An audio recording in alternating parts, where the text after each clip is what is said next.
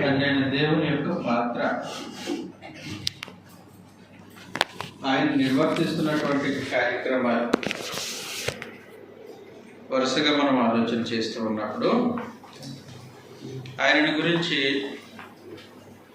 చెప్పబడినటువంటి ఆయన పాత్రల గురించి చెప్పబడుతున్నటువంటి కొన్ని సంగతులు మనము పోయిన వారం ప్రస్తావించుకున్నాం. ఎవరు చెప్తారండి? 5 సంగతులు. వాటిని అసైన్మెంట్ కూడా చేయమన్నాము.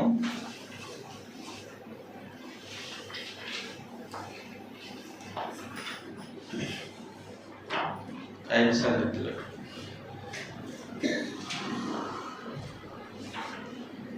చెప్తారమ్మా?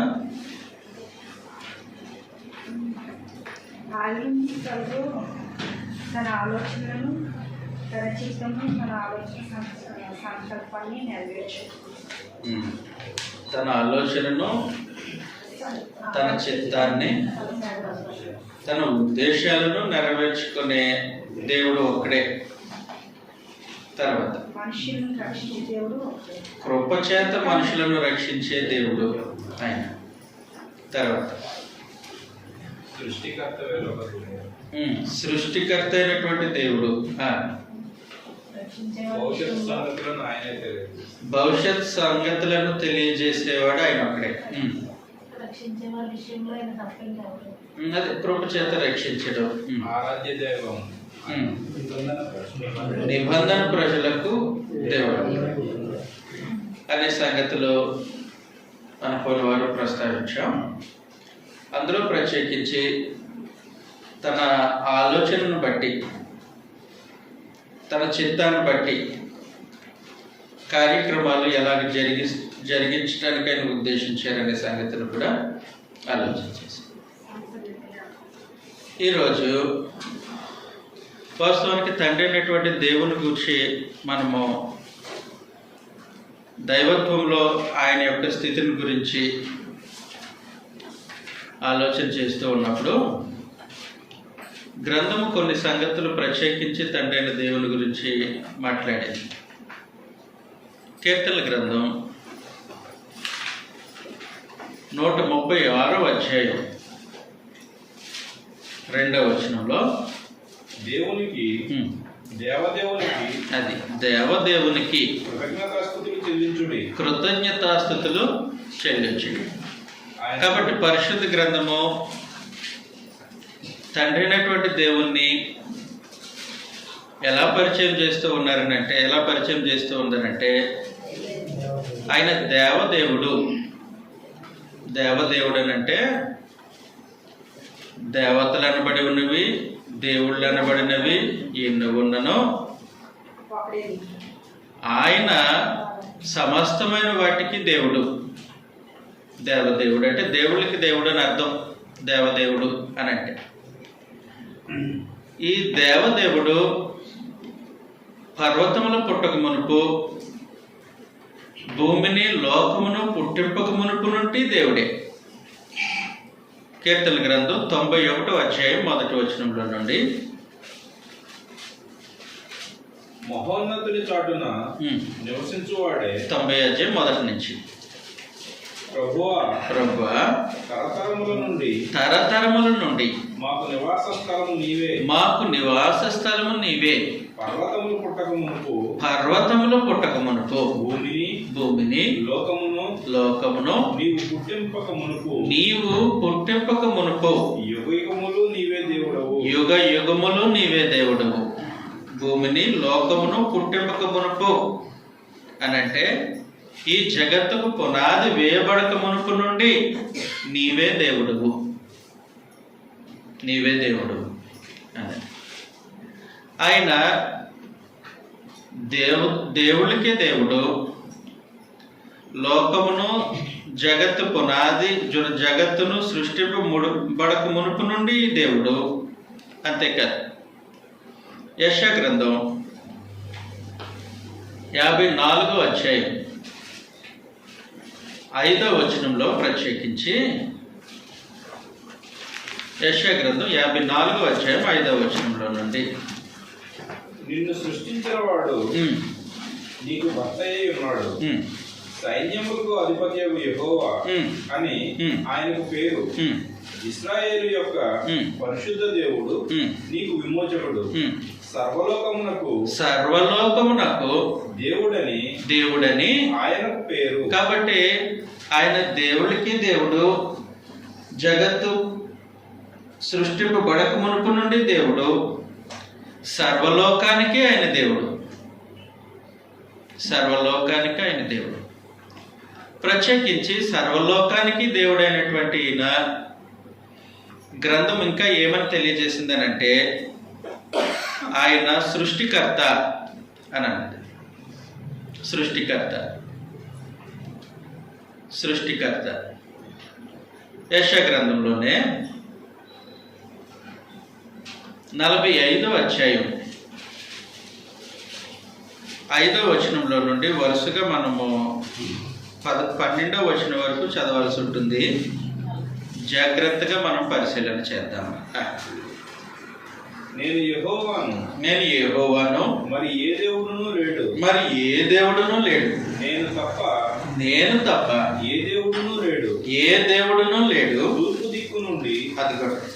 తూర్పు దిక్కు నుండి పడమటి దిక్కు వరకు నేను తప్ప ఏ దేవుడును లేడని జనులు తెలుసుకొనినట్లు నీవు నన్ను ఎరుగకుండినప్పటికీ నిన్ను సిద్ధపరిచితిని. యెహోవాను నేనే నేను తప్ప మరి ఏ దేవుడును లేడు. ఏ విషయంలో నేను తప్ప ఏ దేవుడును లేడు. నేనే దేవుడిని అని ప్రత్యేకించి యెషయా గ్రంథంలో పరమదేవుడు తెలియజేస్తున్నటువంటి ఈ సంగతి 7వ వచనం. నేను వెలుగును సృజించువాడను అంధకారమును కలుగజేయవాడను సమాధానకర్తను కీడును కలుగజేయవాడను నేనే. యెహోవా అను నేనే వీటన్నిటినీ కలుగజేయవాడను. కాబట్టి కలుగు చేసే దేవుడు నేనే అని అన్నారు అన్నమాట. కాబట్టి సృష్టికర్త అయినటువంటి దేవుడు. ప్రత్యేకించి 10వ వచనంలో మనం చదివితే నీవు ఏమి కనుచున్నావని తన తండ్రితో చెప్పుకోవడానికి శ్రమ. నీవు గర్భము ధరించినదేమి అని స్త్రీతో చెప్పుకోవడానికి శ్రమ. కాబట్టి సృజించింది దేవుడే. ఆయన తన ఇష్టాన్ని బట్టి, తన చిత్తాన్ని బట్టి, తన ఉద్దేశాన్ని బట్టి సృష్టిని జరిగించారు. అందువల్ల 9వ వచనంలో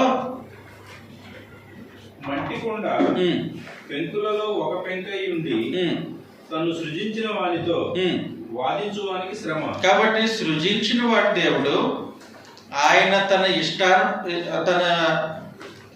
ఇష్టానుసారముగా తన ఉద్దేశ ప్రకారము సృష్టిని జరిగించారు. కాబట్టి సృష్టించిన వారిని ప్రశ్నించడానికి వీలు లేని పరిస్థితిలో దేవుడు సృష్టికర్త అయి తన ఉద్దేశ ప్రకారము ఈ సృష్టిని జరిగించారు. అందువలన 11వ వచనంలో ఇశ్రాయేలు పరిశుద్ధ దేవుడు సృష్టికర్త అయిన యెహోవా ఈ మాట సెలవిస్తున్నారు. ఎవరు చెప్తున్నారు ఇవన్నీ? ఇశ్రాయేలీల పరిశుద్ధ దేవుడు సృష్టికర్త అయిన యెహోవా ఈ మాట సెలవిచ్చుచున్నాడు అని.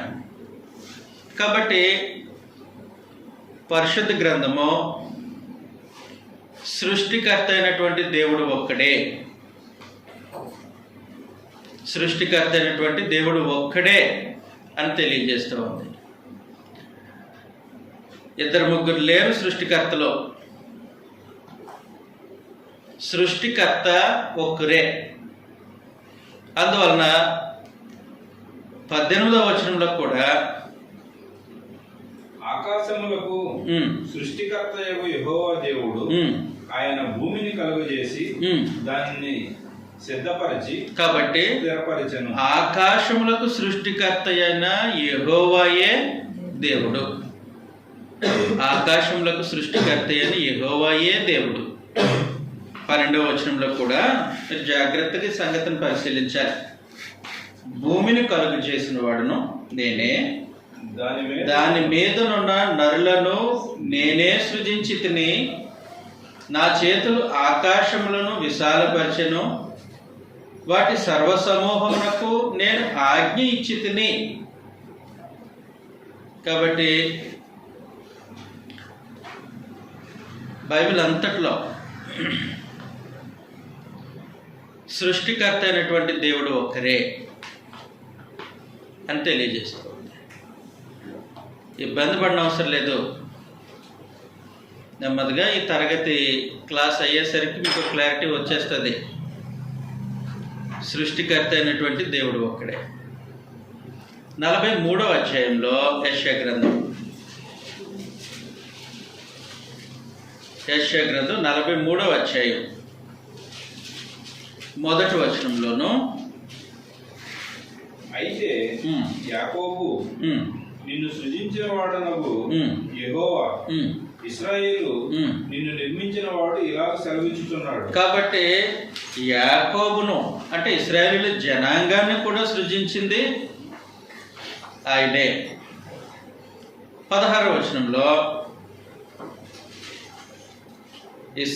యెహోవానగు నేనే పరిశుద్ధ దేవుడును, ఇశ్రాయేల్ సృష్టికర్తనగు నేనే మీకు రాజును అని అంటాడు. అందువలన సృష్టికర్తగా దేవుడు గ్రంథంలో మనకు కనబడుతూ ఉంటాడు. మలాకి గ్రంథం 2వ అధ్యాయం 10వ వచనంలో, మలాకి గ్రంథం 2వ అధ్యాయం 10వ వచనం. తండ్రి ఒక్కడే కాడ ఒక్క దేవుడే మనల్ని సృజింపలేదా? ఎంతమంది సృజించారు? ఒక్క దేవుడే మనల్ని సృజించింది కదా అని. కాబట్టి సృష్టికర్త అయినటువంటి దేవుడు ఒక్కడే అని గ్రంథం స్పష్టంగా తెలియజేస్తూ ఉంది. ఇర్మియా గ్రంథం 32వ అధ్యాయం 17వ వచనంలో,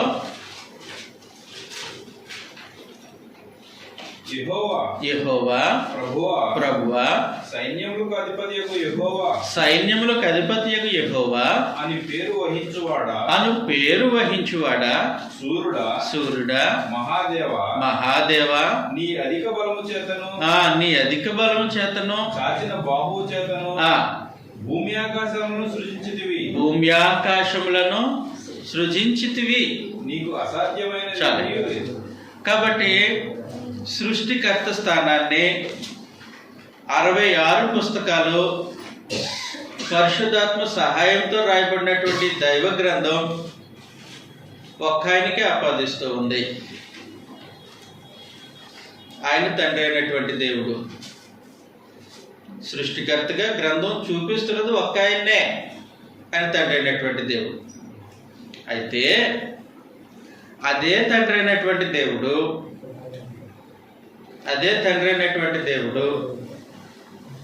తాను స్వయంగా ప్రవక్తల ద్వారా తెలియచేసినటువంటి సంగతి ఏంటంటే,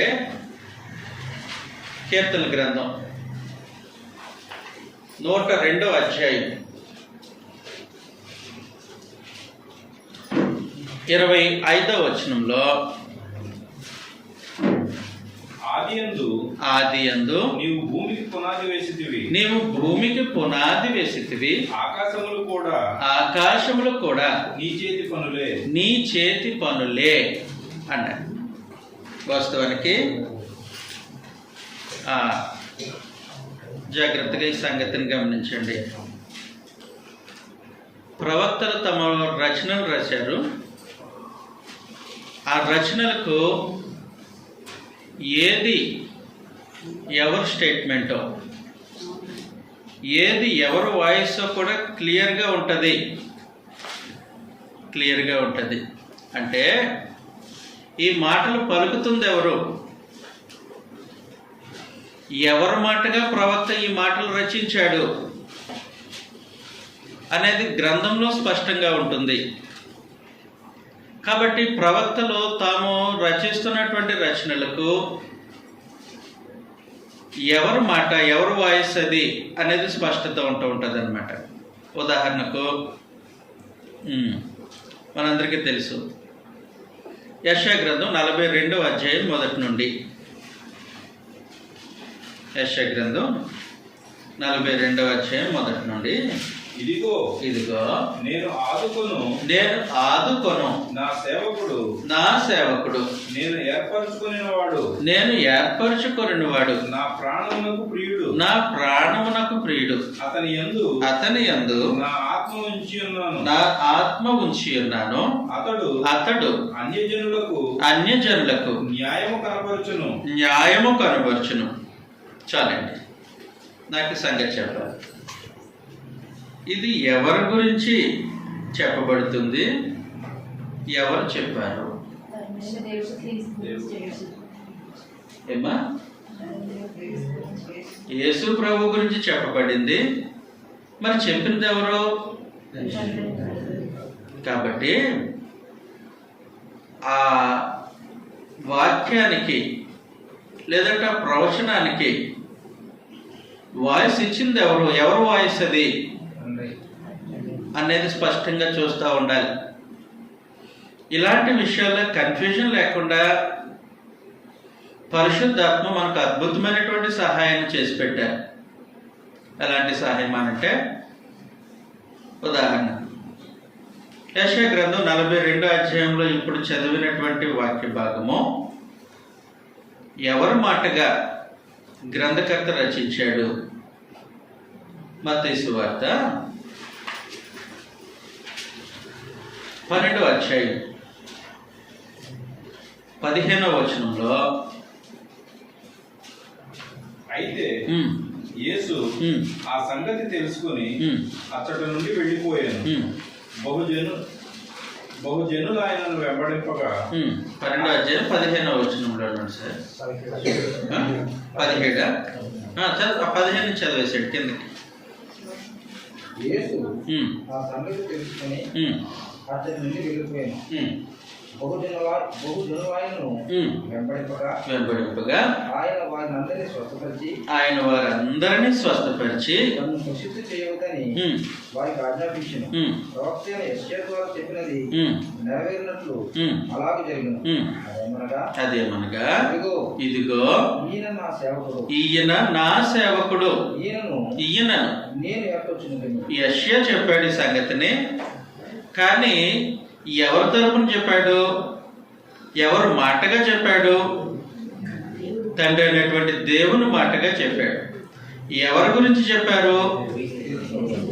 క్లారిటీ ఉంది కదా? కాబట్టి కొన్ని ప్రవచనాలకి పరిశుద్ధాత్మ వాయిస్ ఇస్తారు. అది ఎవరు చెప్తున్న మాట అనేది ఆయన నిర్ధారిస్తారనమాట. ఉదాహరణకి యెషయా గ్రంథం 61వ అధ్యాయం ఉందనుకోండి. యెషయా గ్రంథం 61వ అధ్యాయం మొదటి నుంచి చదువుతాం.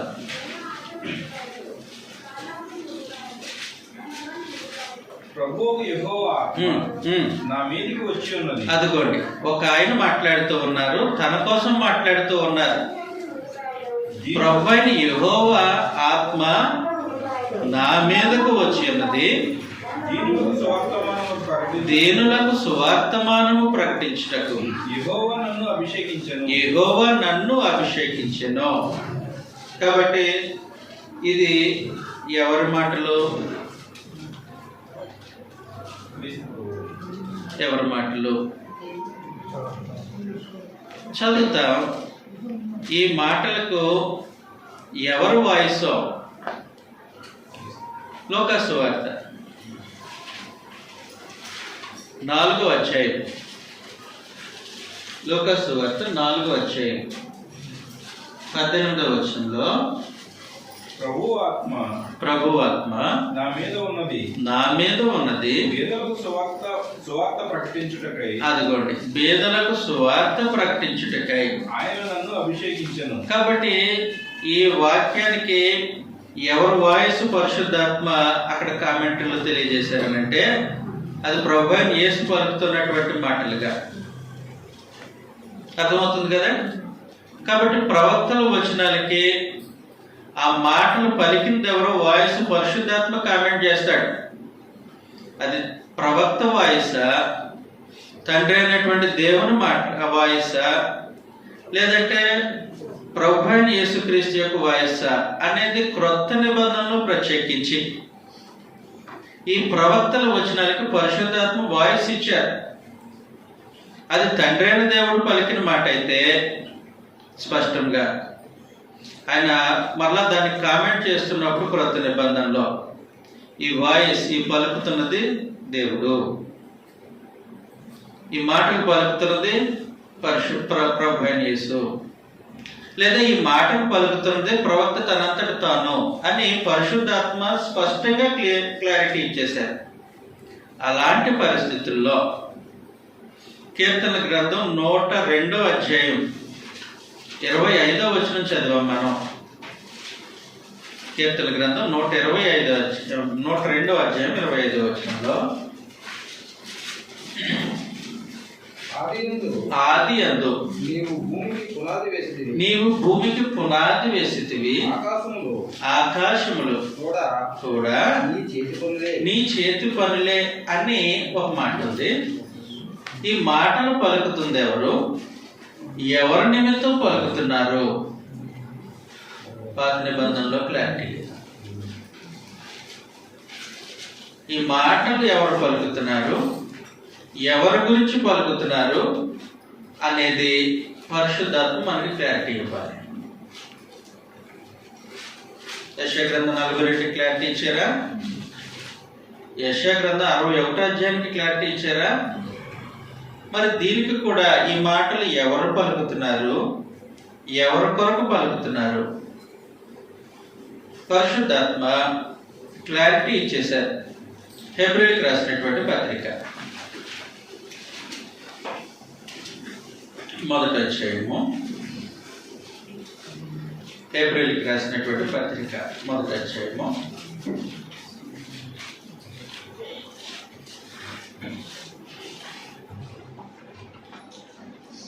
7వ వచనంలో నుండి తన దూతలను వాయువులుగాను తన సేవకులను అగ్నిజ్వాలలుగాను చేసుకునేవాడు అని తన దూతలను గూర్చి చెప్పుచున్నాడు గాని తండ్రి అయిన దేవుడు తన దూతల గురించి పలికిన మాటలు ఇవి 5, 6, 7 వచనాలు కూడా, మరియు 6, 7 వచనాలు తండ్రి అయిన దేవుడు తన దూతల గురించి పలికిన మాటలు. ఏం పలికారు? 6వ వచనం కూడా చదవండి ఒకసారి. మరియు ఆయన భూలోకమునకు ఆది సంభూతిని మరలా రప్పించినప్పుడు దేవుని దూతలందరూ ఆయనకు నమస్కారము చేయవలెనని చెప్పుచున్నాడు. కాబట్టి దేవుడు తన దూతలతో చెప్తున్నమాట, నేను ఆది సంభూతిని రక్షించినప్పుడు మీరు మరలా ఆయనకు నమస్కారం చేయాలి అని తండ్రి అయినటువంటి దేవుడు తన దూతలకు చెప్పారు. 7వ వచనంలో కూడా తన దూతలను వాయువులుగాను తన సేవకులను అగ్నిజ్వాలలుగాను చేసుకునేవాడు అని తన దూతలను గురించి చెప్పుచున్నాడు. తండ్రి అయిన దేవుడు తన దూతలను గురించి చెప్పాడు. అక్కడి వరకు బాగానే ఉంది. తర్వాత 7వ వచనం మిగిలిన సందర్భంలో అంటే 8వ వచనంలో తన కుమారుని గురించి అయితే ఎవరి గురించి ఎవరు చెప్తున్నారు? కాబట్టి అక్కడ వాయిస్ ఎవరిది? ఎవరిని గురించి? అది సాధ్యం. కాబట్టి తన కుమారుని గురించి తండ్రి అయినటువంటి దేవుడు ఏం చెప్తూ ఉన్నారంటే, దేవా నీ సింహాసనము నిరంతరము నిలుచుచున్నది, నీ రాజదండము న్యాయార్థమైనది, నీవు నీతిని ప్రేమించితివి, నీవు నీతిని ప్రేమించితివి, దుర్నీతిని ద్వేషించితివి. దుర్నీతిని ద్వేషించితివి. అందుచేత దేవుడు దేవుడు నీ దేవుడు నీ దేవుడు నీ తోటి వారందరికంటే నీ తోటివారందరికంటే నిన్ను నిన్ను హెచ్చించినట్లుగా ఆనంద తైలంతో అభిషేకించాను. ఆనంద తైలముతో అభిషేకించాను. మరియు మరియు ఇదిగోండి, మరియు తండ్రి అయినటువంటి దేవుడు కుమారుడైనటువంటి ప్రభు అయిన యేసు గురించి చెబుతున్నటువంటి మాట. మరియు తన కుమారుని గురించి అయితే అన్నాడు కదా, తన కుమారుని గురించి తండ్రి అయినటువంటి దేవుడు ఏం చెప్తూ ఉన్నారనంటే, మరియు ప్రభువా నీవు ఆదియందు భూమికి పునాది వేసితివి, ఆదియందు భూమికి పునాది వేసితివి, ఆకాశములు కూడా నీ చేతి పనులు, ఆకాశములు కూడా నీ చేతి పనులే. చదవండి. అవి నశించును గాని అవి నశించును గాని నీవు నిలిచియుందువు. అది సంగతి. కాబట్టి తండ్రి అయినటువంటి దేవుడు తన కుమారుని గురించి ఏమని మాట్లాడుతూ ఉన్నారనంటే, ఏమని పలికారనంటే, ప్రభువా ఆదియందు భూమికి పునాదులు వేసితివి, ఆకాశములు కూడా నీ చేతి పనులే అని. అయితే అవ్వచ్చు, నువ్వు భూమికి పునాదులు వేసి ఉండొచ్చు, ఆకాశములను కూడా నీ చేతి పనులుగా నువ్వు కలుగు చేసి ఉండొచ్చు. కానీ సృష్టికర్త అనేటువంటి సంగతి, సృష్టికర్త అనేటువంటి స్థితి నాకు మాత్రమే సొంతం, నాకు మాత్రమే సొంతం. పరిశుద్ధాత్మ ప్రత్యేకించి ఆయన గురించి గ్రంథం ఏం తెలియజేసిందని అంటే, ఈ సృష్టికర్తగా తండ్రి అయినటువంటి దేవుడు ఉన్నప్పుడు దేవుని చిత్తానుసారంగా సృష్టిని జరిగించడానికి కుమారుడు అంటే ప్రభు అయిన యేసు కూడా తనంతట తానుగా సృష్టి నిర్మాణ కార్యక్రమంలో పాల్పొందిన సృష్టికర్త కాడు.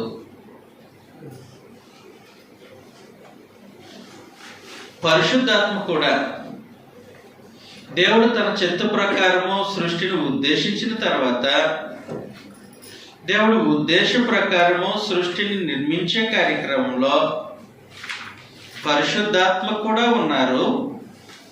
యెషయా గ్రంథం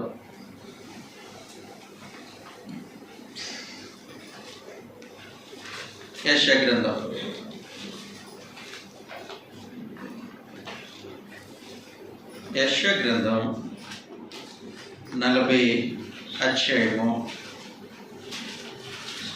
12వ వచనంలో నుండి ప్రత్యేకించి,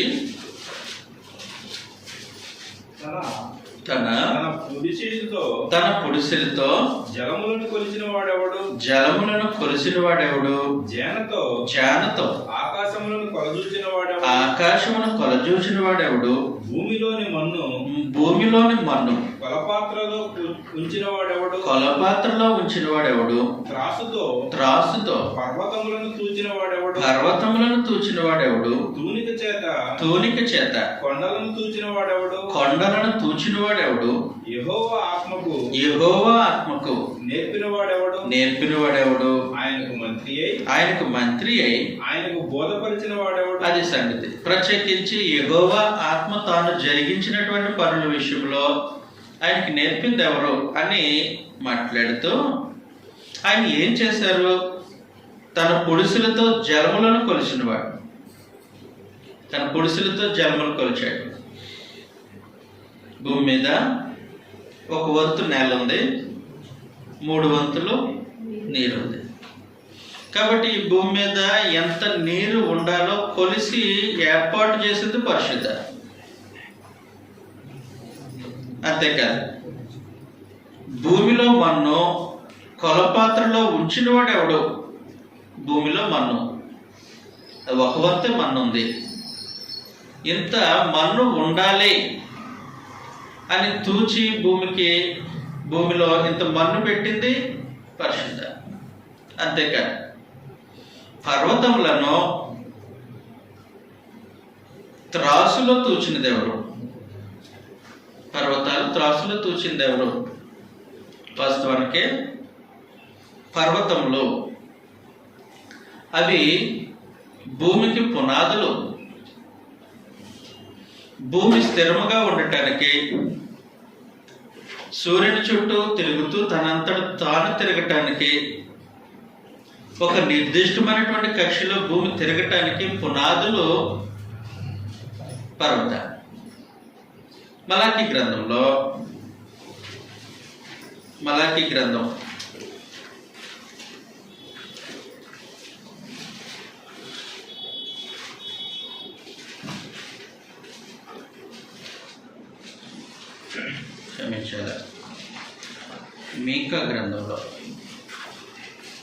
5వ అధ్యాయం 2వ వచనంలో నుండి బెత్లెహేము ఎఫ్రాతా యోదా వారి కుటుంబంలో నీవు స్వల్పగ్రామములను నా కొరకు ఇశ్రాయేలును యాకోబు వాడు నీళ్ళు నుండి వచ్చును. పురాతన కాలం మొదలుకొని 6వ అధ్యాయం 2వ వచనం సార్. తన జనుల మీద యెహోవాకు వ్యాజ్యము కలదు. ఆయన ఇశ్రాయేలు మీద వ్యాజ్యమాడుచున్నాడు. నిశ్చలమై భూమికి పునాదులుగా ఉన్న పర్వతములారా. కాబట్టి నిశ్చలములై భూమికి పునాదులుగా ఉన్న పర్వతములారా చాలు. కాబట్టి పర్వతములు అవి ఇటు అటు కదలకుండా స్థిరముగా ఉండి నిశ్చలముగా ఉండి అవి ఏం చేస్తూ ఉంటాయనంటే భూమికి పునాదులుగా ఉంటాయి. భూమికి పునాదులుగా ఉండే ఈ పర్వతాలను బట్టి భూమి స్టేబుల్గా ఉంటుంది. కీర్తన గ్రంథం 104వ అధ్యాయం 5వ వచనంలో నుండి భూమి ఎన్నటికి కదలకుండానట్లు ఆయన దానిని పునాదుల మీద స్థిరపరిచెను. కాబట్టి భూమి ఎన్నటికి కదలకుండా ఉండటానికి దేవుడు దానిని పునాదుల మీద స్థిరపరిచాడు. అందువలన పునాదులుగా ఉన్నటువంటి పర్వతాలు, ఈ పర్వతాలు త్రాసులో తూచి, ఈ పర్వతాల యొక్క పరిమాణం ఎంత ఉండాలి, పర్వతాలు ఈ రూపంగా ఉండాలి, అప్పుడు భూమి కదలకుండా స్థిరంగా ఉంటుంది అని పర్వతాలను త్రాసులో తూచింది పరిశుద్ధాత్మ అని అన్నారు. జలములను పొడిసెట్టుతో కొలిచింది, ఆకాశమును జానతో కొలిసింది.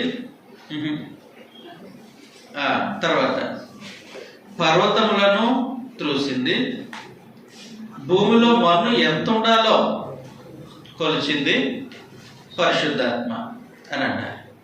అంటే ఈ సృష్టి నిర్మాణ కార్యక్రమంలో పరిశుద్ధాత్మ యొక్క ప్రమేయం ఉందండి. ఈ సృష్టి నిర్మాణ కార్యక్రమంలో ప్రభువైన యేసు యొక్క పాత్ర కూడా ఉందని డైరెక్ట్ గా తండ్రి అయినటువంటి దేవుడే చెప్పారు.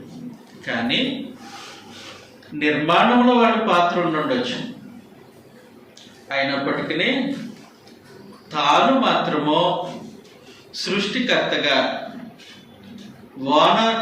సృష్టికి ఓనర్గా, ఈ సృష్టిని ఉద్దేశించిన వాడిగా, ఈ సృష్టిని సంకల్పించిన వాడిగా ఆ స్థానాన్ని దేవుడు ఇంకెవరికి ఇవ్వటానికి ఇష్టపడలే. ఆ స్థానం ఆయనకే సొంతం. ఏ స్థానం?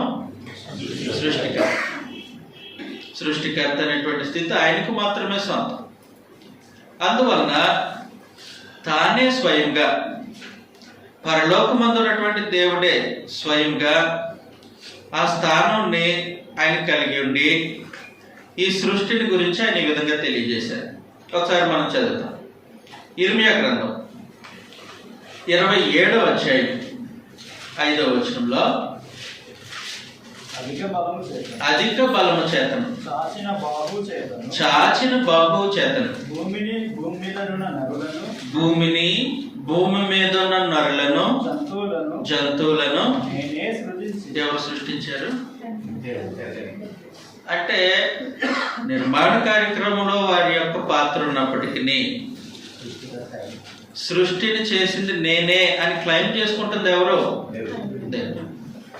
కాబట్టి తండ్రి అయినటువంటి దేవుని పాత్ర దైవత్వంలో ఆయన సృష్టికర్త. నేనే సృజించి ఎవరికి ఇచ్చుట న్యాయమని నాకు తోచునో వారికే ఇచ్చుచున్నాను. ఆదికాండం 1వ అధ్యాయం 28వ వచనంలో భూమిని భూమి మీద ఉన్నటువంటి సమస్తాన్ని సృష్టించినటువంటి పరమ తండ్రి దేవుడు ఆ, వారిని ఆశీర్వదించెను. ఆ, ఎట్లనగా ఉమ్, మీరు ఫలించి ఉమ్, అభివృద్ధి పొంది ఉమ్, విస్తరించి ఉమ్, భూమిని నిర్మించి ఉమ్, దానిని లోపరుచుకొనుడి. ఉమ్, సముద్రపు చేపలను ఉమ్, ఆకాశ పక్షులను ఉమ్, భూమి మీద ప్రాకు ప్రతి జీవిని ఉమ్, ఏలుడని ఉమ్. దేవుడు వారితో చెప్పాను. కాబట్టి దేవుడు తానే సమస్తాన్ని సృష్టించది ఎవరికి ఇచ్చుట న్యాయమని తోచిందో వారికి ఇస్తున్నాడు. అందువలన దేవుడు తన స్వరూపంలో తన పోలికలో సృష్టింపబడినటువంటి నరులకు తాను చేసిన సృష్టి అంతటి మీద ఆదాము ఆయన అధికారం ఇచ్చారు. అర్థమవుతుంది కదా? ఎవరికి ఇచ్చుట న్యాయమని తోస్తుందో ఆయనకి ఇస్తాడు. కాలక్రమంలో ప్రత్యేకించి ఎవరికి ఇవ్వడం న్యాయం అనిపించిందని అంటే బబులోను రాజు. ఇప్పుడు మనం చదివిన సంగతి అదే. ఇర్మియా గ్రంథం 27వ అధ్యాయం 5వ వచనంలో నుండి అధిక బలము చేతను అధిక బలము చేతను చాచిన బాహువు చేతను చాచిన బాహువు చేతను భూమిని భూమి మీద ఉన్న నరులను భూమిని భూమి మీద ఉన్న నరులను జంతువులను నేనే సృజించి సృజించి ఎవరికి ఇచ్చుట న్యాయమని ఎవరికి ఇచ్చుట న్యాయమని నాకు తోచును వారికే ఇచ్చుచున్నాను. ఇప్పుడైతే దేశములన్నిటిని నా దాసుడగు బబులోను రాజైన నెబుకద్నెజరు వశము చేయుచున్నాను. అతనిని సేవించుటకై భూజంతువులను కూడా అతని వశము చేయుచున్నాను అని అన్నాడు. కాబట్టి తాను సృష్టికర్త ఉండి నేనే సృజించి ఎవరికి ఇచ్చుట న్యాయమని నాకు తోస్తుందో వారికే ఇస్తాను అని అన్నాడు. కాబట్టి దేవుడు తండ్రి అయినటువంటి దేవుడు తను తానే సృష్టికర్తగా పరిచయం చేసుకుంటూ ఉన్నాడు. మన ప్రభువు యేసు ఆకాశంలోనే ఆయన చేతి పని, భూమికి పునాదులు వేసింది ఆకాశంలో ఆయన చేతి పనిగా కలుగజేసింది. మరి ఆయన కలుగజేసిన మాట వాస్తవమే, నేనే చెప్తున్నాను కదా. తండ్రి అయినటువంటి దేవుడు తానే చెప్పాడు కదా. కానీ సృష్టికి ఓనర్ నేను, సృష్టికర్త స్థానం నాది. పరిశుద్ధాత్మ పుడిసెట్టుతో జన్మలు కొలిశారు, జాలతో ఆకాశాన్ని కొలిచారు, పాత్రలో భూమి మీద ఎంత మన్ను ఉండాలో అది కూడా కొలత వేశారు, పర్వతములను త్రాసులో తూచారు. ఇంత అద్భుతమైనటువంటి రీతిలో సృష్టిని నిర్మించడంలో తన నైపుణ్యాన్ని కనపరిచినటువంటి పరిశుద్ధాత్మ అని తమరి యెషయా గ్రంథంలో ప్రవక్త యెషయా ద్వారా తెలియచేశారు. తెలియచేసింది నేనే.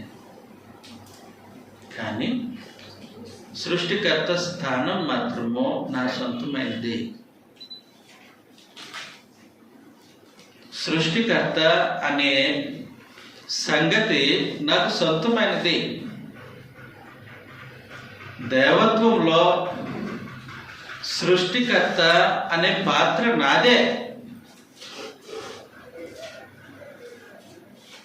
దేవత్వంలో సృష్టికర్త అనే పాత్ర నాదే అని ప్రత్యేకించి తండ్రి అయినటువంటి దేవుడు ఆ పాత్రను క్లెయిమ్ చేసేసారు, సొంతం చేసుకున్నారు.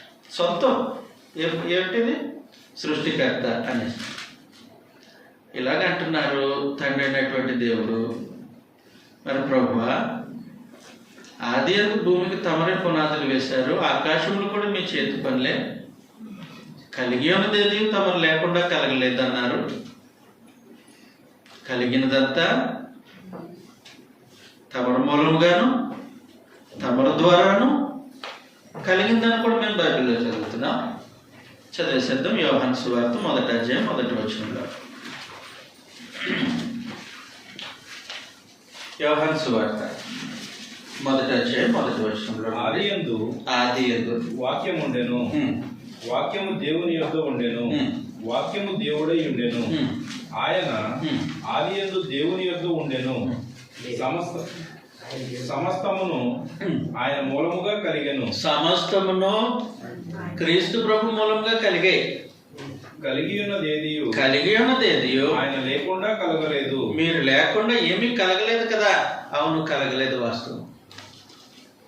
మొదటి కొలస్సీలకు రాసినటువంటి పత్రిక 1వ అధ్యాయం 16వ వచనంలో, కొలస్సీలకు రాసినటువంటి పత్రిక 1వ అధ్యాయం 16వ వచనంలో, అనగా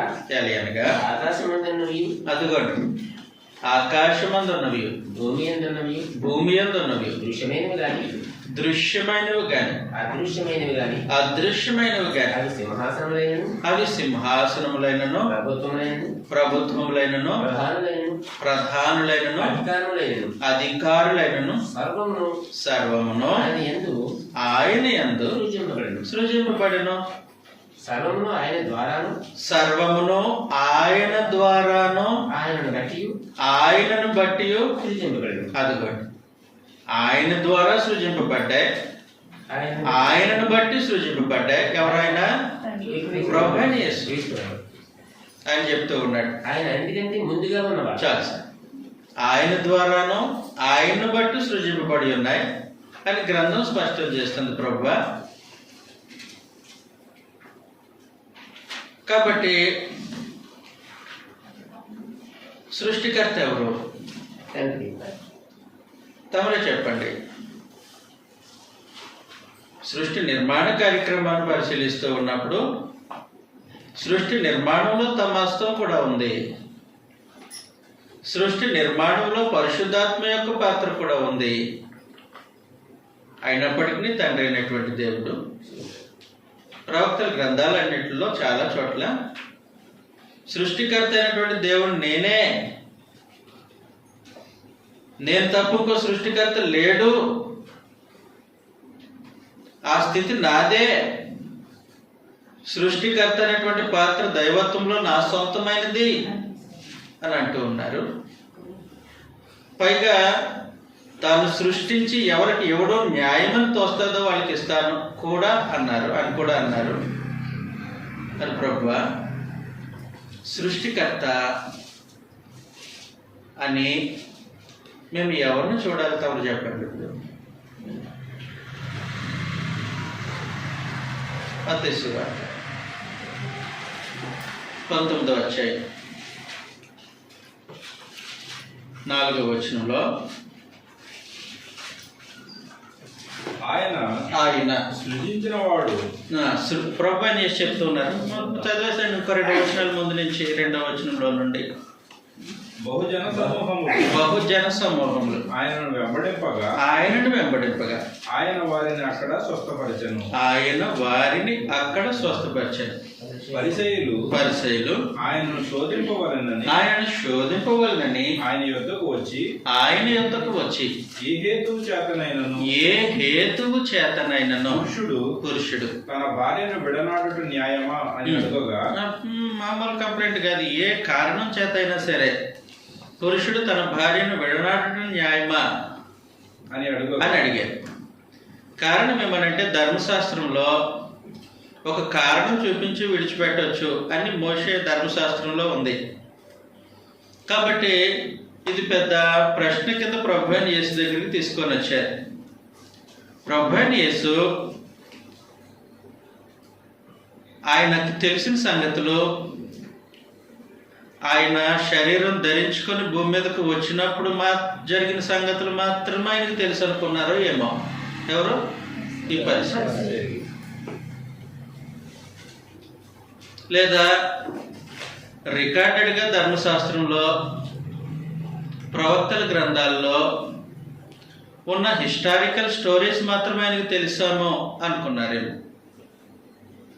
కానీ ప్రభువుకు ఎంతవరకు తెలుసానంటే, మొట్టమొదటగా దేవుడు మనుషులను సృష్టించాలనుకున్నప్పుడు ఆయన ఏ ఉద్దేశంతో స్త్రీని పురుషునిగా సృష్టించాలని అనుకున్నారో ప్రభువుకు తెలుసు. ఆయన అప్పటి నుంచే ఉన్నవాడు కాబట్టి ఆయన ఏమన్నారనంటే, చదివేసే, ఆయన సృజించిన వాడు ఆది నుండి వారిని పురుషునిగాను స్త్రీనిగాను సృజించిననియో ఇందు నిమిత్తము పురుషుడు తల్లిదండ్రులను విడిచి తన భార్యను హత్తుకొనును, వారిద్దరూ శరీరమయ్యుందురు అని తన సమాధానాన్ని ఎక్కడి నుంచి తీసుకొని చెప్పారనంటే, వీళ్ళు ఊహిస్తున్నట్టు మోషే ధర్మశాస్త్రంలో నుండి కాదు, లేదంటే వీళ్ళు భ్రమపడినట్టు ప్రవక్తలు రచించిన లేదంటే గ్రంథకర్తలు రచించినటువంటి స్టోరీస్ నుంచి కాదు.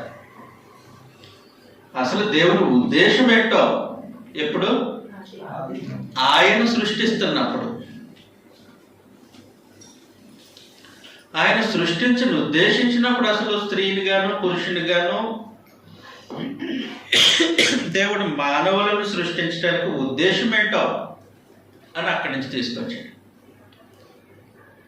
ఎడబాయకుండా ఉండటానికి, ఒక్క శరీరంగా ఉండటానికి, వైవాహిక బంధంలో ఒక్కటై ఉండటానికి దేవుడు స్త్రీనిగాను పురుషునిగాను సృష్టించాడే తప్ప మధ్యలో వచ్చిన ధర్మశాస్త్రం ప్రకారము ఒక కారణాన్ని బట్టి విడిపోవటానికి కాదు, లేదంటే ఇంకొకటి చూపించి ఎడబాయటానికి కాదు. కాబట్టి ఇలాంటి విషయంలో ఇలాంటి మనసు కలిగి ఈ సృష్టిని ప్రత్యేకించి స్త్రీని పురుషుణ్ణి మానవుల్ని సృష్టించిన ఆయన ఒక ఆయన ఉన్నాడు. ఎవరైనా? కాబట్టి ప్రభువైన యేసు తన బోధలో సృష్టికర్తగా ఎవరిని చూపించారు? మార్క్స్ వార్త 10వ అధ్యాయం, ఇదే కాంటెక్స్ట్ 4వ వచనంలో నుండి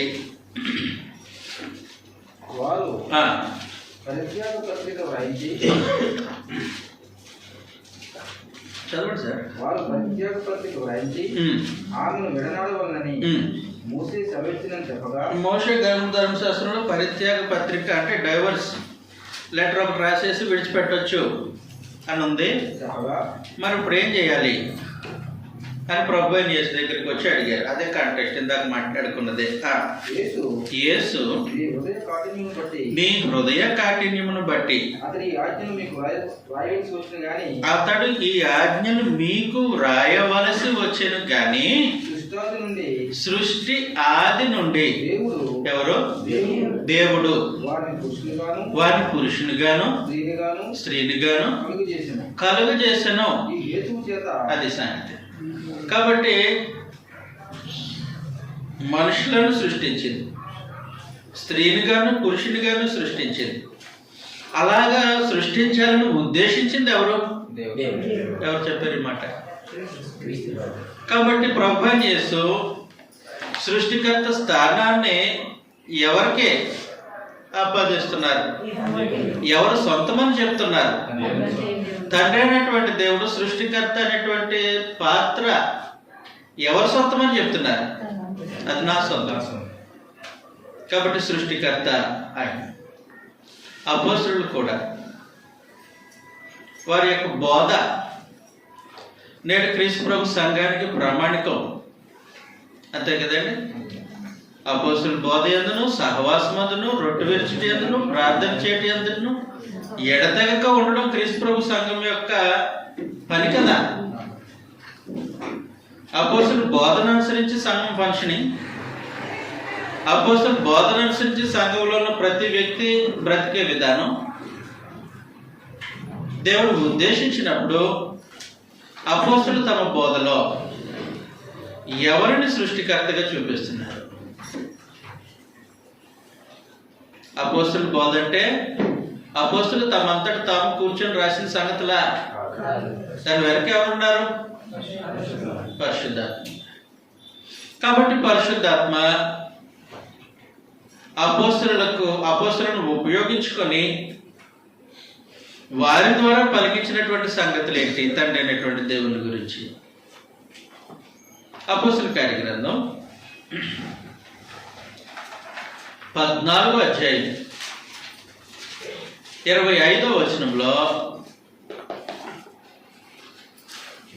మరియు పెర్గలో వాక్యం బోధించి అత్తాయుకు దిగి వచ్చి అక్కడ నుండి వారికి తాము నెరవేర్చిన పని నిమిత్తము దేవుని కృపకు అప్పగింపబడిన వారే. 14వ అధ్యాయం 15వ వచనం సార్. 15. అయ్యలారా మీరెందుకు మీరెందుకు ఇలా చేస్తున్నారు? బలర్పించడానికి వారిని సిద్ధం చేసేసారు. మేము కూడా మీ స్వభావం వంటి స్వభావం గల నలునే మీరు ఈ వ్యర్థమైన వాటిని విడిచిపెట్టి ఆకాశమును భూమిని సముద్రమును వాటిలో ఉన్న సమస్తమును సృజించిన జీవము గల దేవుని వైపు తిరగవలనని యేసు ప్రభువును గూర్చి సువార్త ప్రకటిస్తున్నాం. కాబట్టి సృష్టికర్తగా అపోస్తలులు వాళ్ళ సువార్తలో బోధలో ఎవరిని చూపించారు? దేవుని చూపించారు. తిమోతికి రాసినటువంటి 2వ పత్రిక, మొదటి పత్రిక 4వ అధ్యాయం 3-4 వచనాలు.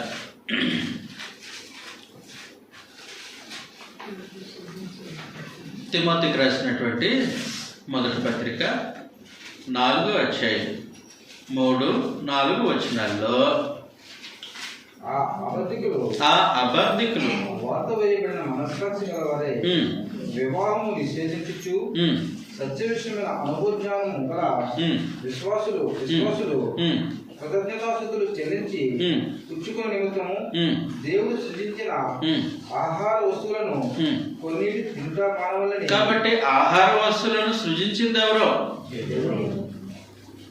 సృజించింది. కాబట్టి అపోస్తలుల యొక్క బోధలో సృష్టికర్తగా, సృష్టిని ఉద్దేశించిన వాడిగా తండ్రి అయినటువంటి దేవుణ్ణి వారు కనపరుస్తూ ఉన్నారు. తండ్రి అయినటువంటి దేవుడు కూడా దైవత్వంలో తన పాత్ర, తాను సృష్టికర్త అని అన్నారు. ప్రభువైన యేసు కూడా దైవత్వంలో తండ్రి అయినటువంటి దేవుని పాత్ర, ఆయన సృష్టికర్త. పరిశుద్ధాత్మ కూడా అపోస్తలుల యొక్క రచనలో దైవత్వంలో తండ్రి అయిన దేవుని పాత్ర, సృష్టికర్త అని తెలియజేశారు. చివరికి పరలోకంలో ఉండే ప్రధానుడు, ఆ పరలోకంలో ఉండేటువంటి జీవులు, లేదంటే పరలోకపు వాతావరణం తండ్రి అయినటువంటి దేవుణ్ణి ఎలాగ స్తుతిస్తూ ఉంది? ప్రకటన గ్రంథం 4వ అధ్యాయం 9వ వచనంలో నుండి ఆ సింహాసనమునందు, ఆ సింహాసనము దేవుని సింహాసనం, ఆ సింహాసనం మీద ఆసీనుడైనటువంటి వాడు తండ్రి అయినటువంటి దేవుడు, యుగయుగములు జీవించేవాడైనా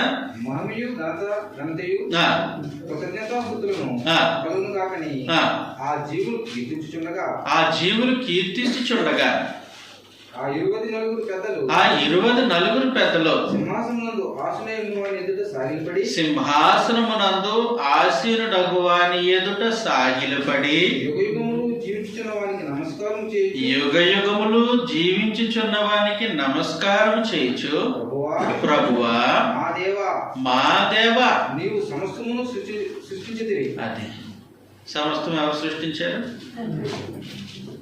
కాబట్టి 24 పెద్దలు సమస్తమును సృష్టించినటువంటి ఆ సృష్టికర్త స్థానాన్ని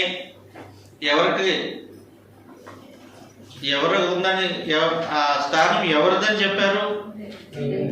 తండ్రి అనేటువంటిది. కాబట్టి జాగ్రత్తగా గుర్తుపెట్టుకోవాలి మనం. అదేంటంటే దైవత్వంలో సృష్టికర్త యొక్క పాత్ర తండ్రి అయినటువంటి దేవుడు మాత్రమే. ప్రభువైన యేసు దేవుని ఉద్దేశం ప్రకారం సృష్టిని జరిగించవచ్చు. పరిశుద్ధాత్మ దేవుని సంకల్పం ప్రకారం సృష్టి నిర్మాణంలో పాల్పొంది ఉండొచ్చు. కానీ గ్రంథం తెలియజేస్తున్న సత్యం అదేంటంటే సృష్టికర్త పాత్ర తండ్రి అయినటువంటి దేవుడు మాత్రమే. తండ్రి అయినటువంటి దేవుడు మాత్రమే. జాగ్రత్తగా గమనించాల్సిన సంగతి ఏంటంటే ఎప్పుడైతే సృష్టికర్త పాత్రలో ఆ స్థానంలో తండ్రి అయినటువంటి దేవుడు ఉన్నారో ఆయనను మనుషులు సృష్టికర్తగానే మహిమపరచాలి. ఆయనను సృష్టికర్తగానే మహిమపరచాలి. కీర్తన గ్రంథం 96వ అధ్యాయం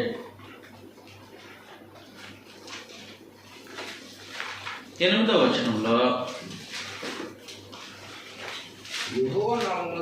యెహోవా నామమునకు తగిన మహిమ ఆయనకు చెల్లించుడి. అదిగోండి, ఆయన నామానికి తగిన మహిమ ఆయనకు చెల్లించాలి. నైవేద్యం తీసుకుని చాలు సార్. కాబట్టి తగిన మహిమ చెల్లించడం ప్రాముఖ్యమైనటువంటి సంగతి. దైవత్వములైన సృష్టికర్త అయి ఉంటే, సృష్టికర్త పాత్ర ఆయన సొంతమైతే ఆయన నామమునకు తగిన మహిమ ఆయనకి చెల్లించాలి. ఇది నియమం. అయితే ఏం జరిగిందనంటే పొరపాటు జరిగిపోయింది. ఈ పొరపాటు చేసింది మానవులే. తన స్వరూపంలో తన పోలికలో దేవుడు ఏ నరులను సృష్టించారో ఆ నరులు పొరపాటు చేశారు. వాళ్ళు చేసిన పొరపాటు ఏంటంటే ఆయన నామమునకు తగిన మహిమ ఆయనకి ఇవ్వాలి.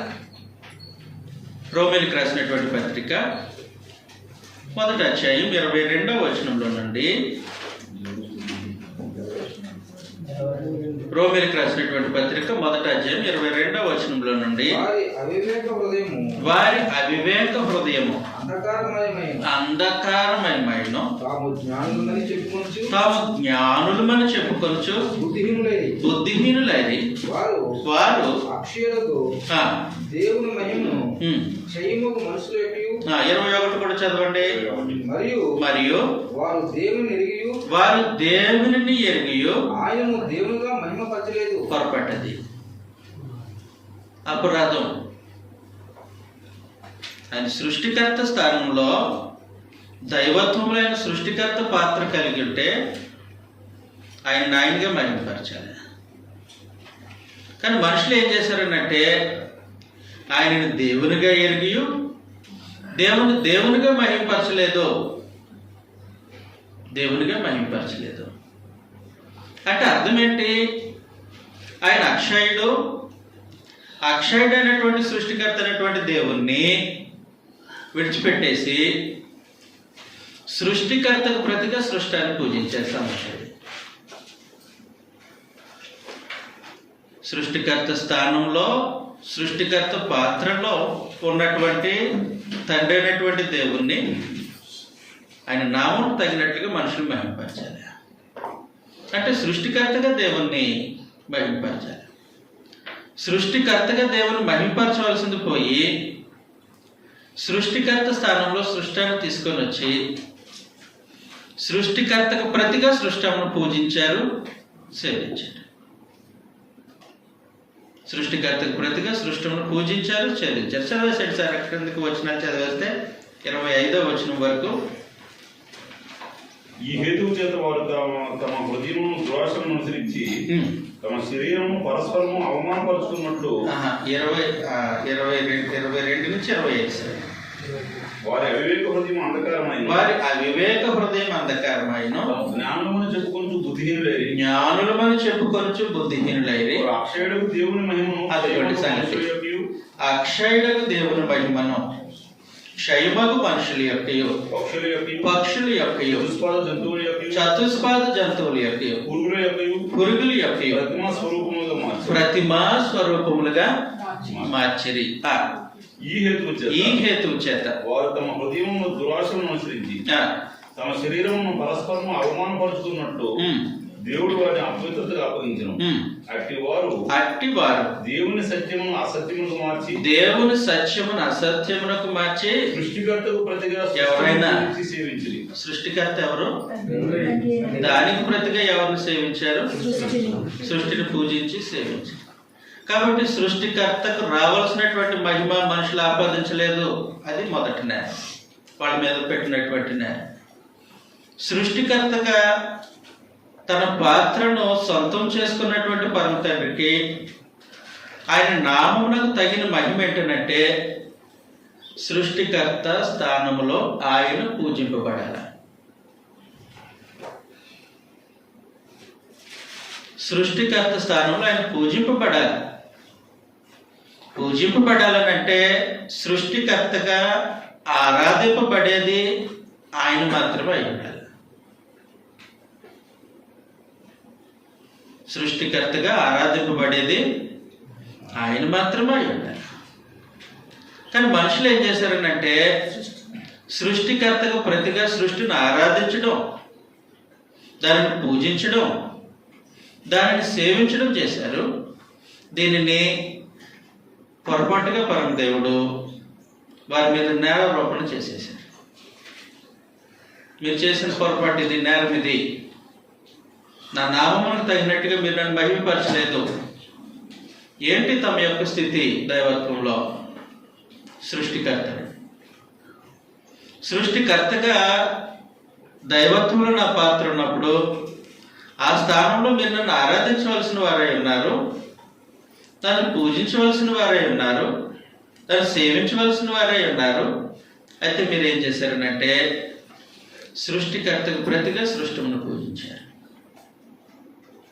సృష్టికర్తకు ప్రతిగా సృష్టమును పూజించారు. జాగ్రత్తగా ఆలోచన చేయాలి ఈ సంగతిని. ఎప్పుడైతే దేవుడు తాను సృష్టికర్తగా దైవత్వంలో తన పాత్ర కలిగి ఉన్నారో ఆయన మాత్రమే ఆరాధింపబడేవారు. ఆయన మాత్రమే ఆరాధింపబడేవారు. కాబట్టి ప్రభువైన యేసు ఆయన శరీరధారిగా భూమి మీదకి వచ్చినప్పుడు ప్రత్యేకించి మత్తయి సువార్త 4వ అధ్యాయంలో అపవాది ప్రభువును శోధిస్తూ ఉన్నారు. ఏమని శోధిస్తూ ఉన్నారు చదువుతాం. 4వ అధ్యాయం 10వ వచనంలో నుండి ప్రత్యేకించి మత్తయి సువార్త 4వ అధ్యాయం యేసు వానితో 9వ వచనం చదవండి సార్ ప్లీజ్. నువ్వు సాగిలపడి నాకు నమస్కారం చేసిన ఎడల, నువ్వు సాగిలపడి నాకు నమస్కారం చేసిన ఎడల వీటినన్నిటినీ నీకు ఇచ్చేదనని ఆయనతో చెప్పగా యేసు వానితో ప్రభు అయిన యేసు అపవాదితో సత్యం మాట్లాడారు. ఏం మాట్లాడారనంటే చదువుతా. సాతానా పొమ్ము, ప్రభువైన నీ దేవునికి మ్రొక్కి ఆయనను మాత్రము సేవింపవలను. ఎందుకంటే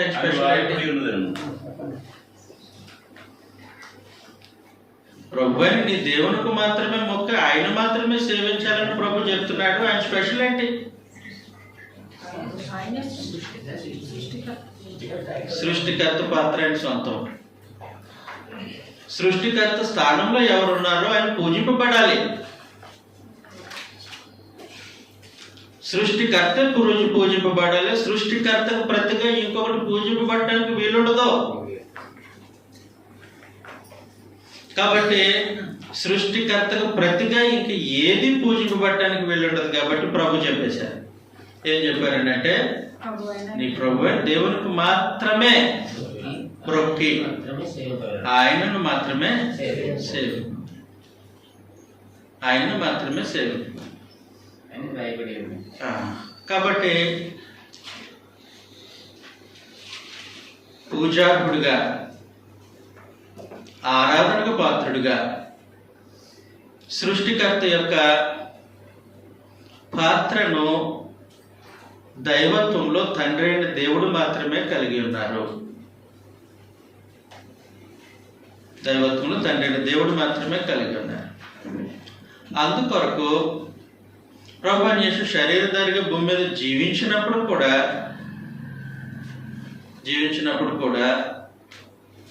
ఈయన సృష్టికర్త పాత్రను కలిగి ఉన్నటువంటి దేవుని మాత్రమే ఆరాధించారు. యోహాను సువార్త 4వ అధ్యాయం 23-24 వచనాల్లో యోహాను సువార్త 4వ అధ్యాయం 23-24 వచనాల్లో అయితే యథార్థముగా ఆరాధించువారు ఆత్మతోనూ సత్యముతోనూ తండ్రిని ఆరాధించు కాలము ఆయన ఎందుకు ఆరాధించాలి? సృష్టికర్త ఆయన. ఆయన్నే ఎందుకు ఆరాధించాలి? ఆయన్నే ఎందుకు పూజించాలని అంటే ఆరాధనను కోరింది ఆయన. సృష్టికర్త స్థానంలో ఆరాధనను అందుకునే పాత్ర అయింది దైవత్వంలో. సృష్టికర్త స్థానంలో ఆరాధనను అందుకునే పాత్ర దైవత్వంలో తండ్రి అయినటువంటి దేవుడు. కాబట్టి ప్రభువైన యేసు ఏం చేశారనంటే చదివేసండి సార్ 23-24 వచనాల్లో.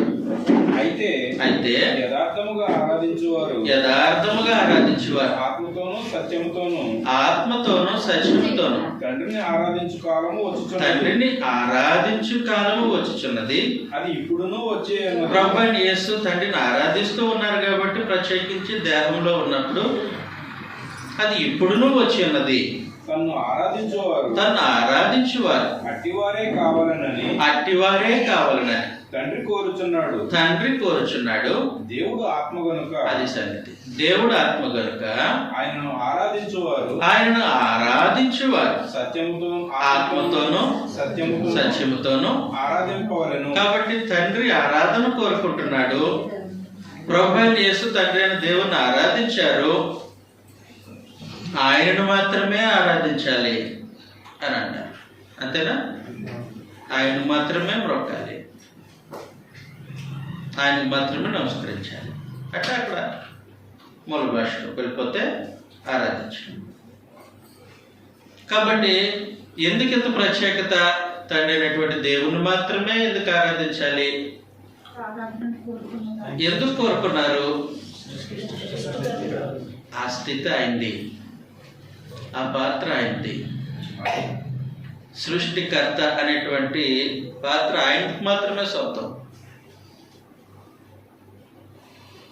ఆ పాత్రను ఎవరితోనూ ప్రభు తండ్రి అయినటువంటి దేవుడు పంచుకోలేదు, ఎవరికా ఇవ్వలేదు కూడా. మరి ప్రభు చేసి సృష్టిని నిర్మించారా? నిర్మించారు. ఎవరు చెప్పారు? మరి ఆయన సృష్టికర్త అని వచ్చాం మేము. గ్రంథం ఎవరు సృష్టికర్త అన్నది వాళ్ళు మాత్రం మనం ఊరుకోవడం మంచిది. కారణం ఏంటి? సృష్టికర్త పాత్రలో ఎవరున్నారో ఆయన మాత్రమే పూజింపబడేవాడు, ఆయన మాత్రమే ఆరాధింపబడేవాడు. ఆత్మతో సత్యంతో ఆరాధింపబడేది ఆయన. ఆయన మాత్రమే ఆరాధన కోరుకుంటున్నారు. అందువలన దైవత్వంలో సృష్టికర్త పాత్ర తండ్రి అయినటువంటి దేవునికి సొంతమై ఉన్నది.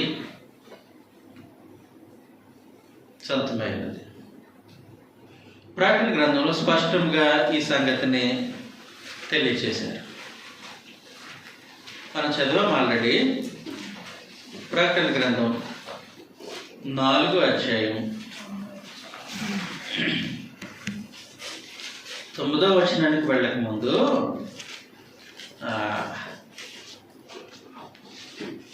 అసలు 4వ అధ్యాయం ఎవరి ఘనతను, ఎవరి మహిమను, ఎవరి ఔన్నత్యాన్ని తెలియచేయడానికి రాయబడింది. తండ్రి చదివేద్దాం ఒకసారి. 3వ వచనంలో నుండి 2వ వచనం. వెంటనే నేను ఆత్మవశుడునైతిని, అదిగో పరలోకమందు ఒక సింహాసనము వేయబడి ఉండెను. పరలోకమందు ఒక సింహాసనము వేయబడి ఉండెను. సింహాసనమునందు ఒకడు ఆసీనుడై ఉండెను. ఒకడు ఆసీనుడై ఉండెను. ఆసీనుడైన వాడు దృష్టికి సూర్యకాంత పద్మరాగములను పోలినవాడు, మరకతము వలె ప్రకాశించు ఇంద్రధనుసు ఇంద్రధనుసు సింహాసనమును చుట్టూ ఉన్నది, ఆవరించి ఉన్నది. సింహాసనము చుట్టూ 24 సింహాసనములు ఉండెను. ఈ సింహాసనముల యందు 24 పెద్దలు తెల్లని వస్త్రములు ధరించుకొని తమ తలల మీద సువర్ణ కిరీటములు పెట్టుకుని వారై కూర్చుండిరి. ఆ సింహాసనములో నుండి మెరుపులను, ధ్వనులను, ఉరుములను బయలుదేరుచున్నవి. మరియు ఆ సింహాసనం ఎదుట 7 దీపములను ప్రజ్వలించుచున్నవి. అవి పరిశుద్ధాత్మను సూచిస్తున్నాయి. అవి దేవుని 7 ఆత్మలు. దేవుని 7 ఆత్మలు అంటే పరిశుద్ధాత్మ. మరియు అంటే తండ్రి అయినటువంటి దేవుడు ఉన్నారు, సింహాసనాశీనులే. ఆయన సముఖంలో పరిశుద్ధాత్మ ఉన్నారు. ఇంకా ఎవరున్నారు? మరియు ఆ సింహాసనం ఎదుట స్ఫటికమును పోలిన గాజు వంటి సముద్రం ఉండెను. ఆ సింహాసనమునకును మధ్యను సింహాసనము చుట్టూను ముందు వెనుక కన్నులతో నిండిన 4 జీవులుండెను. 4 జీవులు కూడా ఉన్నాయి. ఎన్నొచ్చేపటికి తండ్రి అయినటువంటి దేవుడు ఉన్నారు, పరిశుద్ధాత్మ ఉన్నారు, 4 జీవులు ఉన్నాయి. లోపల రెక్కల లోపల వెలుపట కన్నులు కలిగినటువంటి 4 జీవులు ఉన్నాయి. మొదటి జీవి సింహము వంటిది, రెండవ జీవి దూడ వంటిది, మూడవ జీవి మనుషుని ముఖము గలది, 4వ జీవి ఎగురుచున్న పక్షిరాజు వంటిది. ఈ 4 జీవులలో ప్రతి జీవికి 6 రెక్కలుండెను. అవి చుట్టూను రెక్కల లోపటను కన్నులతో నిండి ఉన్నవి. అవి వర్తమాన భవిష్యత్ కాలములలో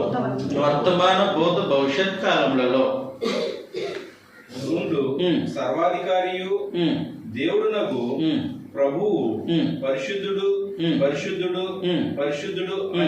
అని మానక రాత్రింబవళ్ళు చెప్పుచుండును.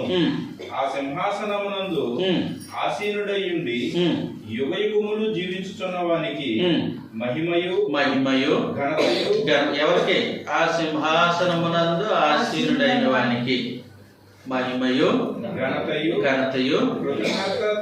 కృతజ్ఞతాస్తుతులను కలుగును గాక అని ఆ జీవులు కీర్తించుచుండగా ఆ 24 పెద్దలు సింహాసనమునందు ఆసీనుడై ఉండు వాని ఎదుట అది సింహాసనమునందు ఆసీనుడైన వాని ఎదుట సాగిలపడి యుగయుగములు జీవించుచున్న వానికి అంటే ఆయనకి నమస్కారం చేయించు. యుగయుగములు జీవించుచున్న వానికి నమస్కారం చేయించు. ప్రభువా మా దేవా నీవు సమస్తమును సృష్టించితివి. కాబట్టి నువ్వు సమస్తమును సృష్టించితివని సృష్టికర్త యొక్క స్థానాన్ని ఆయనకి ఇస్తూ, లేదంటే ఆయన కలిగి ఉన్నటువంటి సృష్టికర్త స్థానాన్ని ప్రస్తావిస్తూ ఏం చేశారు? నీ చిత్తమును బట్టి సృష్టించితివి. నీ చిత్తమును బట్టి అవి ఉండేది. అవి ఉండెను. దానిని బట్టి సృష్టింపబడెను. కాబట్టి నీ చిత్తమును బట్టి సృష్టించావు, దానిని బట్టి అవి ఉండెను, దానిని బట్టి సృష్టింపబడెను. కనుక నీవే మహిమ ఘనత ప్రభావమును పొందనర్హుడు అని చెప్పుచు తమ కిరీటములను ఆ సింహాసనములు ఎదుట వేసి. కాబట్టి సింహాసనాసుడైనటువంటి దేవునికి తాను కలిగి ఉన్నటువంటి సృష్టికర్త స్థానాన్ని ప్రస్తావిస్తూ ఈ 24 పెద్దలు ఏం చేశారు? తమ కిరీటములు ఆయన ఎదుటి వేసి ఆయనకు మాత్రమే నమస్కారం చేశారు. ఏ స్థానంలో ఉంచి నమస్కారం చేశారు? తన సొంతంగా ఏ స్థానంలో ఉన్నారో ఆ సృష్టికర్త ఆయన అని ఆయనకి నమస్కారం చేశారు. కాబట్టి ప్రత్యేకించి ఆ వచనంలో 2 మాటలు ఉన్నాయి. మా దేవా, నీవు సమస్తమును సృష్టించితివి, నీ చిత్తమును బట్టి అవి ఉండెను, దానిని బట్టి సృష్టింపబడెను. కాబట్టి నీ చిత్త ప్రకారము సృష్టిని జరిగించింది నీవే కాబట్టి నీకు నమస్కారము.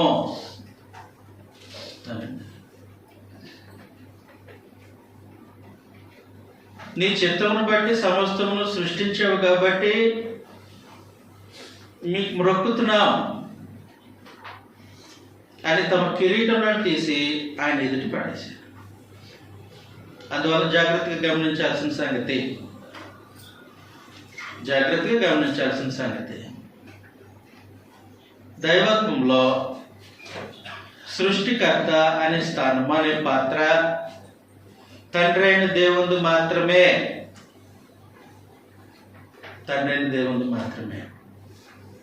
సృష్టికర్త అని ప్రస్తావించబడింది ఆయన మాత్రమే, ఇంకెవరిని ప్రస్తావించలే. సృష్టికర్త అని నేరుగా తండ్రి అయిన దేవుని ప్రస్తావించిన సంగతి మనం యెషయా గ్రంథంలో చదివాం. యెషయా గ్రంథం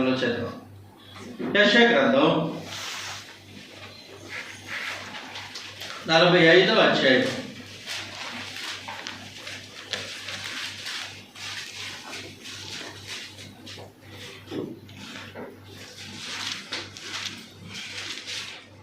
పదకొండవ వచనంలో ఇశ్రాయేలు పరిశుద్ధ దేవుడకు. అదిగో ఎవరు సృష్టికర్త? 18వ వచనం, ఆకాశములకును సృష్టికర్త యెహోవాయే దేవుడు. సృష్టికర్త ఎవరు?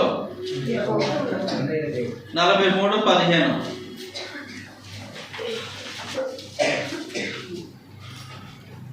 యెహోవానగు నేనే మీకు పరిశుద్ధ దేవుడను, ఇశ్రాయేలు సృష్టికర్తలకు నేనే మీకు రాజును. కాబట్టి సృష్టికర్త ఎవరు?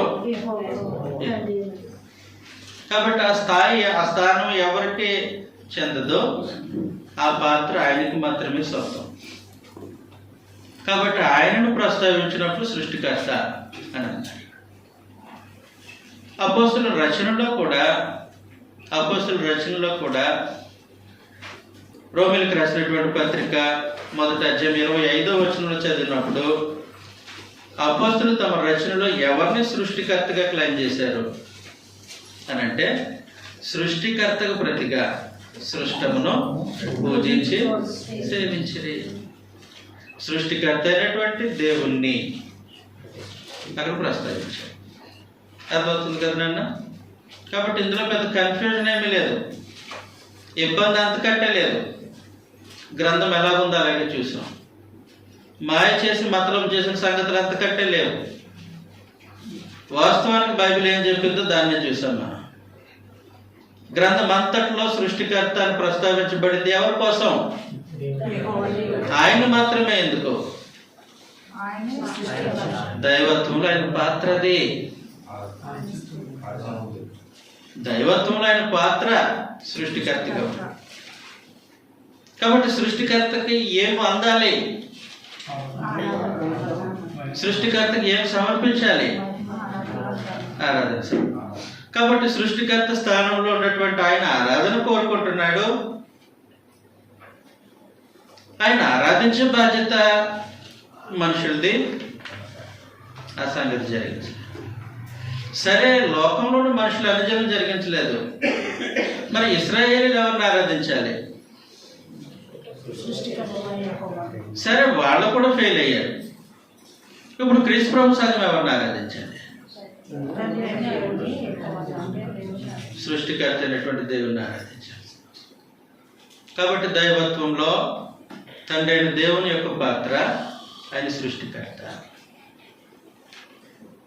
ఆయన సృష్టికర్త అయి ఉన్నారు. ఎన్ని ఇబ్బంది ఉందా?